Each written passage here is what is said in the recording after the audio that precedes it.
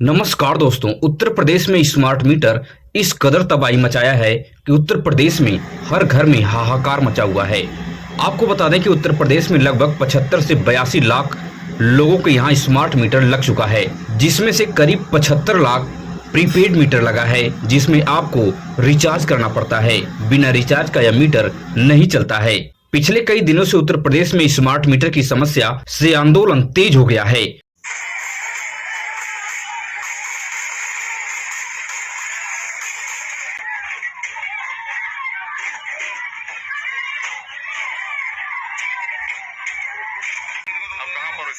हम बिजली घर बड़े शराब पे खड़े हैं और हमने योगी बाबा के लिए यही सरकार में बैठाने के लिए करे कि हमारे संग में ये होगा हरिद्वार। आपको बता दें कि आगरा, कानपुर, लखनऊ, गाजियाबाद, मेरठ और कई जिलों में भारी विरोध प्रदर्शन हो रहा है।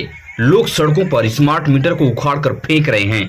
कई ऐसी वीडियो वायरल हैं। इस वीडियो को देखिए कि किस तरह से गरीब जनता त्रस्त है। जितनी कमाई नहीं है उससे ज्यादा महीने का बिल आ रहा है। लोगों के कई बड़े आरोप है। इसे गौर से सुनिए, आपको भी समझ में आ जाएगा। आप क्या कर रहे थे तब? तो आप मुझे मत समझाइए, आप स्मार्ट मीटर के जिम्मेदार हैं। साफ बात समझिए, हमको आप ये समझाने का बिल्कुल प्रयास न करें। बिलिंग से संबंधित हमारा कोई, अगर बिलिंग से संबंधित नहीं है आपका स्मार्ट मीटर से संबंधित है, उनसे पूछिए तो वो भी यही बताएंगे हमको कि स्मार्ट मीटर वाले देखेंगे। देखिए, हमको आप निष्पक्ष बात बताइए कि हमारे में 1200 आता था, 3700 3800 क्यों आ रहा? हमको ये आप बात बताइए। सबसे बड़ा आरोप है कि स्मार्ट मीटर में बैलेंस खत्म होते ही उसी वक्त बिजली गायब हो जाती है। चाहे वो रात हो, दिन हो या आपके घर कोई कार्यक्रम हो या कुछ भी हो, उससे कोई मतलब नहीं है। आपके घर की बिजली गुल हो जाएगी जैसे ही बैलेंस आपके स्मार्ट मीटर से खत्म होगा। और दूसरा सबसे बड़ा आरोप है कि अगर आपके घर में कोई नहीं है, आपका घर बंद पड़ा है और आपके घर में कोई भी यूज बिजली का नहीं कर रहा है, फिर भी स्मार्ट मीटर जो है रीडिंग को बढ़ा रहा है और पैसा भी लगातार बढ़ रहा है। आपके फोन पर इसका रिकॉर्ड दिख रहा है। और बिजली के उपभोक्ताओं का तीसरा बड़ा आरोप है कि अगर उनके घर का पहले जो बिल है वह 200, 300, 500, 800 के करीब आता था, वह आज बढ़कर स्मार्ट प्रीपेड मीटर की वजह से 1500, 2000, 3000 इससे भी ज्यादा आने लगा है।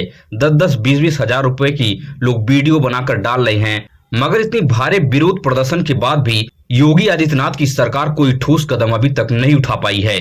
कुछ जिलों में अस्थायी रूप से स्मार्ट मीटर को लगाना बंद कर दिया गया है, मगर यह परमानेंट इलाज नहीं है। और कुछ जगह पे उपभोक्ताओं को पोस्टपेड मीटर लगाने का भी विकल्प दिया गया है। स्मार्ट मीटर लगाएं या पोस्टपेड मीटर लगाएं, जैसे पुराना मीटरिंग सिस्टम था उस तरह का भी विकल्प दिया गया है, लेकिन यह भी अस्थायी है, यह परमानेंट इलाज नहीं है। योगी आदित्यनाथ सरकार का लक्ष्य था 2027 तक उत्तर प्रदेश को स्मार्ट मीटरीकरण करना, मगर अभी तक वह लक्ष्य 75 से 82 लाख के करीब पहुंच पाया है।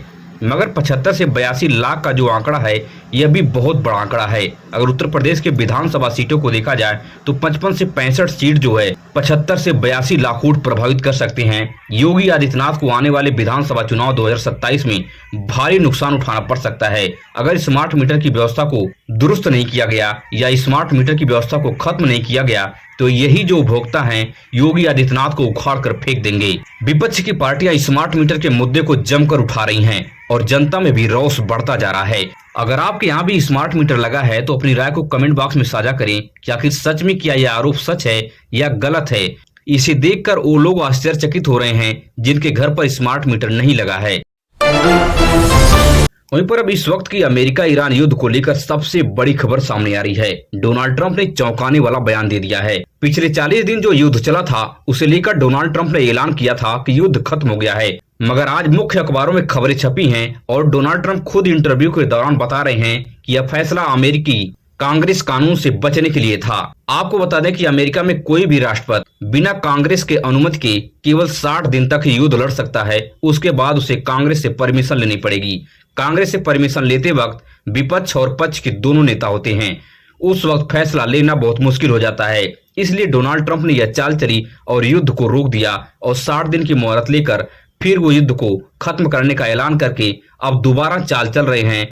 आपको बता दें कि डोनाल्ड ट्रंप एक मौके की तलाश में हैं पुनः युद्ध की शुरुआत करने के लिए और एक बड़े ऑपरेशन को अंजाम देने के लिए। आज ही ईरान के सुप्रीम लीडर मुजद्दबा खामनेई ने बड़ा बयान दिया कि अमेरिका अपमानित होकर युद्ध को खत्म कर दिया। मगर एक तरह से इस बयान को अगर देखा जाए तो ईरान जो है अमेरिका को चिढ़ाता हुआ नजर आ रहा था। मगर कुछ ही देर बाद डोनाल्ड ट्रंप ने पलटवार करते हुए सख्त लहजे में चेतावनी दी है कि अब हमें 60 दिन का मोहलत मिल गई है। अब हम 60 दिन तक ताबड़तोड़ युद्ध लड़ सकते हैं क्योंकि वह समय सीमा अब खत्म हो गई है। इस बयान के बाद ईरान में फिर हड़कंप मच चुका है। ईरान में भी भारी विरोध हो रहा है कि मुजद्दबा खामनेई को इस प्रकार का बयान नहीं देना चाहिए कि जो चीज खत्म हो गई थी उसे लेकर किसी देश को चिढ़ाने की क्या जरूरत थी। मगर आपको मैं बता दूं कि ईरान जो तबाही इजराइल में मचाया है, इजराइल को 5 साल लग जाएगा उसे सुधारने में। मगर यह बात बिल्कुल न भूलिए कि ईरान में जो तबाही अमेरिका और इजराइल मिलकर मचाए हैं, ईरान अगले 20 साल तक उसे पूरा नहीं कर पाएगा। इस बात को आप ध्यान रख लीजिए। ईरान में उस स्तर की तबाही मची है, कल्पना भी नहीं किया था। डोनाल्ड ट्रंप ने साफ कहा कि अगर ईरान परमाणु बम बनाने का कार्यक्रम समाप्त नहीं किया या सभी टेक्नोलॉजी और यूरेनियम को अमेरिका को नहीं सौंपा तो ईरान के इस बार के ऑपरेशन में वह अंजाम भुगतना पड़ेगा जिसका ईरान को अंदाजा भी नहीं है। पूरी दुनिया स्ट्रेट ऑफ हार्मुज की नाकाबंदी से परेशान है। हमारी निगरानी स्ट्रेट ऑफ हार्मुज पर बनी हुई है। जो हरकत ईरान वहां पे करता हुआ नजर आ रहा है और पूरी दुनिया को परेशान कर रहा है गैस और तेल की सप्लाई को रोककर, यह बहुत घातक प्रयास है ईरान का। इसका अंजाम ईरान को भुगतना पड़ेगा। डोनाल्ड ट्रंप ने साफ कहा कि अभी हमारी बातचीत चल रही है, अगर बातचीत से कोई भी समाधान नहीं निकला तो अमेरिका के पास कोई हथियार और तकनीकी की कमी नहीं है। चंद घंटों में घसीटकर ईरान से हम उन लोगों को उठा लाएंगे जो लोग इस चाल को चल रहे हैं।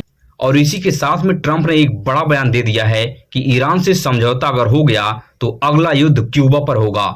अब्राहम लिंकन विमान कैरियर जो है वह ईरान से लौटेगा तो वह क्यूबा के तट पर पहुंचेगा और क्यूबा को वहां पे सरेंडर करना ही होगा। इस बयान के बाद क्यूबा में हड़कंप मच गया है और पूरी दुनिया यह कयास लगा रही है कि डोनाल्ड ट्रंप आखिर क्या करना चाहता है।